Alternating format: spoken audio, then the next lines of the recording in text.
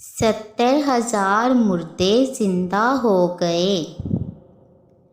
یہ حضرت حزقیل علیہ السلام کی قوم کا ایک بڑا ہی عبرت خیز اور انتہائی نصیحت آمیز واقعہ ہے، جس کو اللہ تبارک و تعالی نے قرآن مجید کی سورہ بقرہ میں بیان فرمایا ہے۔ سب سے پہلے یہ جانتے ہیں کہ حضرت حزقیل علیہ السلام کون تھے۔ حضرت حزقیل علیہ السلام یہ حضرت موسیٰ علیہ السلام کے تیسرے خلیفہ ہیں، جو منصب نبوت پر سرفراز کیے گئے۔ حضرت موسیٰ علیہ السلام کی وفات اقدس کے بعد آپ علیہ السلام کے خلیفہ اول حضرت یوشع بن نون علیہ السلام ہوئے، جن کو اللہ تعالیٰ نے نبوت عطا فرمائی۔ ان کے بعد حضرت کالب بن یوحنا علیہ السلام حضرت موسیٰ علیہ السلام کی خلافت سے سرفراز ہو کر مرتبہ نبوت پر فائز ہوئے۔ پھر ان کے بعد حضرت حزقیل علیہ السلام حضرت موسیٰ علیہ السلام کے جانشین اور نبی ہوئے۔ حضرت حزقیل علیہ السلام کا لقب ابن العجوز یعنی کہ بڑھیا کے بیٹے ہیں، اور آپ ذوالکفل بھی کہلاتے تھے۔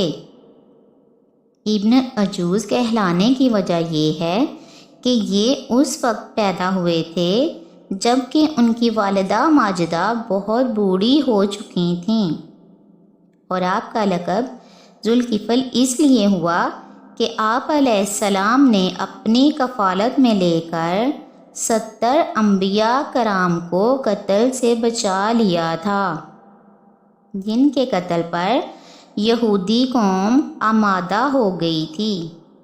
پھر یہ خود بھی خدا کے فضل و کرم سے یہودیوں کی تلوار سے بچ گئے، اور برسوں زندہ رہ کر اپنی قوم کو ہدایت فرماتے رہے۔ مردوں کے زندہ ہونے کا واقعہ۔ اس کا واقعہ یہ ہے کہ بنی اسرائیل کی ایک جماعت جو حضرت حزقیل علیہ السلام کے شہر میں رہتی تھی، شہر میں طاعون کی وبا پھیل جانے سے ان لوگوں پر موت کا خوف سوار ہو گیا، اور یہ لوگ موت کے ڈر سے سب کے سب شہر چھوڑ کر ایک جنگل میں بھاگ گئے اور وہیں رہنے لگے۔ تو اللہ تعالیٰ کو ان لوگوں کی یہ حرکت بہت زیادہ ناپسند ہوئی، چنانچہ اللہ تبارک و تعالیٰ نے ایک عذاب کے فرشتہ کو اس جنگل میں بھیج دیا، جس نے ایک پہاڑ کی آڑ میں چھپ کر اور چیخ مار کر بلند آواز سے یہ کہہ دیا کہ موتو، یعنی تم سب مر جاؤ۔ اور اس بھیانک چیخ کو سن کر بغیر کسی بیماری کے اچانک یہ سب کے سب مر گئے، جن کی تعداد 70,000 تھی۔ ان مردوں کی تعداد اس قدر زیادہ تھی کہ لوگ ان کے کفن و دفن کا کوئی انتظام نہیں کر سکتے تھے، اور ان مردوں کی لاشیں کھلے میدان میں بے گور و کفن 8 دن تک پڑی پڑی سڑنے لگیں، اور بے انتہا بدبو سے پورے جنگل بلکہ اس کے اطراف میں بدبو پیدا ہو گئی۔ کچھ لوگوں نے ان کی لاشوں پر رحم کھا کر چاروں طرف سے دیوار اٹھا دی تاکہ یہ لاشیں درندوں سے محفوظ رہیں۔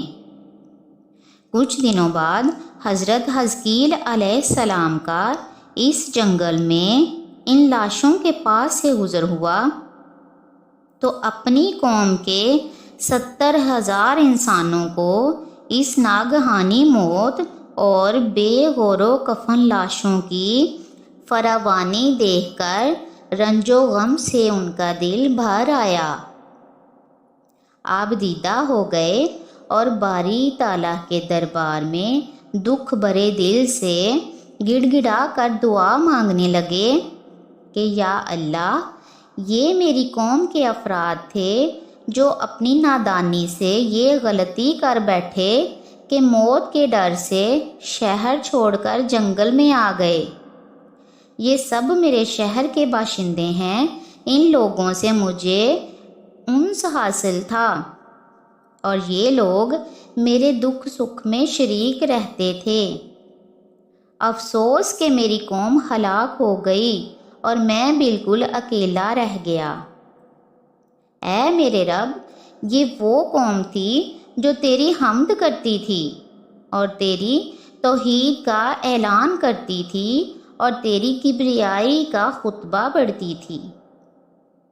آپ علیہ السلام بڑے سوزے دل کے ساتھ دعا میں مشغول تھے کہ اچانک آپ پر یہ وحی اتر پڑی کہ اے حزقیل علیہ السلام، آپ ان بکھری ہوئی ہڈیوں سے فرما دیجئے کہ اے ہڈیوں، بے شک اللہ تبارک و تعالی تم کو حکم فرماتا ہے کہ تم اکٹھا ہو جاؤ۔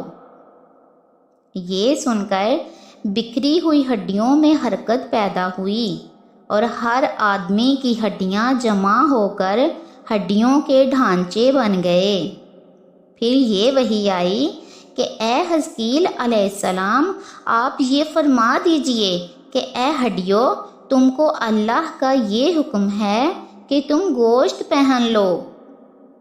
یہ کلام سنتے ہی فوراً ہڈیوں کے ڈھانچوں پر گوشت چڑھ گئے۔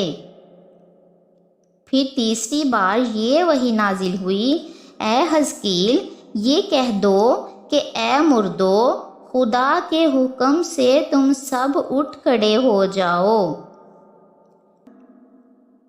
چنانچہ یہ فرما دیا تو آپ کی زبان سے یہ جملہ نکلتے ہی 70,000 لاشیں یہ پڑھتے ہوئے کھڑی ہو گئیں کہ سبحانک اللہم و بحمدک ولا الہ الا انت۔ پھر یہ سب لوگ جنت سے روانہ ہو کر اپنے شہر میں آ کر دوبارہ آباد ہو گئے اور اپنی عمروں کی مدت زندہ رہے۔ لیکن ان لوگوں پر اس موت کا اتنا نشان باقی رہ گیا کہ ان کے اور ان کی اولاد کے جسموں سے سڑی ہوئی لاش کی بدبو برابر آتی رہی، اور یہ لوگ جو کپڑا بھی پہنتے تھے وہ کفن کی صورت میں ہو جاتا تھا، اور قبر میں جس طرح کفن میلا ہو جاتا ہے ایسا ہی میلا پن ان کے کپڑوں پر نمودار ہو جاتا تھا۔ چنانچہ یہ اثرات آج تک ان لوگوں میں پائے جاتے ہیں جو ان لوگوں کی نسل سے باقی رہ گئے ہیں۔ یہ عجیب و غریب واقعہ قرآن مجید کی سورہ بقرہ میں اللہ تبارک و تعالی نے اس طرح بیان فرمایا کہ ترجمہ: اور اے محبوب، کیا آپ نے ان لوگوں کو نہیں دیکھا جو اپنے گھروں سے ہزاروں کی تعداد میں موت کے ڈر سے نکل بھاگے تھے، تو اللہ تعالیٰ نے ان سے یہ فرما دیا کہ تم سب مر جاؤ۔ پھر اللہ تعالیٰ نے انہیں زندہ فرما دیا۔ بے شک اللہ تعالیٰ لوگوں پر فضل کرنے والا ہے، مگر اکثر لوگ ناشکرے ہیں۔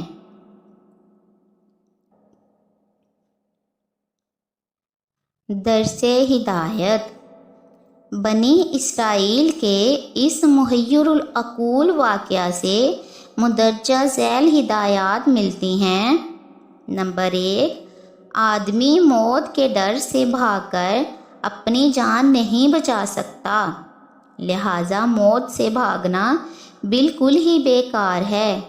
اللہ تعالیٰ نے جو موت مقرر فرما دی ہے وہ اپنے وقت پر ضرور آئے گی، نہ ایک سیکنڈ اپنے وقت سے پہلے آ سکتی ہے، نہ ایک سیکنڈ بعد میں آئے گی۔ لہٰذا انسانوں کو لازم ہے کہ رضائے الہی پر راضی رہ کر صابر و شاکر رہیں۔ اور خواہ کتنی ہی وبا پھیلے یا جتنا بھی مسئلہ ہو، اطمینان اور سکون کا دامن اپنے ہاتھ سے نہ چھوڑیں، اور یہ یقین رکھیں کہ جب تک میری موت نہ آئے گی مجھے کوئی مار نہیں سکتا۔